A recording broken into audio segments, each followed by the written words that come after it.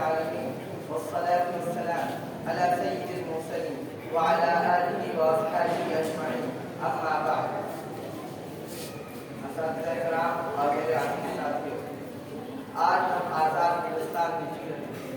15 अगस्त सन 1947 को हमारा मुल्क अंग्रेजों की गुलामी से आज़ाद हुआ।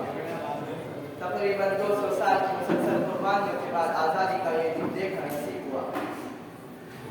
मुसलमान भारत का चप्पा चप्पा खून से लाल है। आज़ादी तक लाखों अफराद उलमा ने जान माल की कुर्बानियां दी। अंग्रेजों ने इनको फांसियों पर लटकाया, काला पानी में बरसों कैद रखा। मुसलमानों की जायदादें जब्त कर दी गई और ईद के दिन सादिकपुर पटना की पूरी बस्ती को तबाह बर्बाद कर दिया गया। इतना ही नहीं, सन 1857 की जंग के बारे में जब दरगाहदास बंदा पाजी लिखते हैं कि सन 1897 के बाद इलाहाबाद के चारों तरफ सालों तक एक दरख्त नहीं देखने को मिलता था, क्योंकि मरने वालों की तादाद ही इतनी ज्यादा थी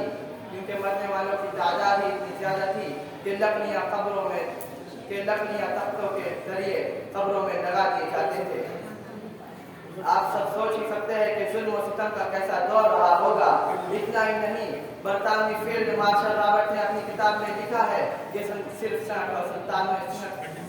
1897 में 27,000 मुसलमानों को फांसी की सजा दी गई और कत्ले आम में मारे गए मुसलमानों का तो शुमार ही नहीं। इसी तरह जनरल वाटसन भी अपनी किताब में लिखते हैं कि सन 1897 के बाद 1897 के बाद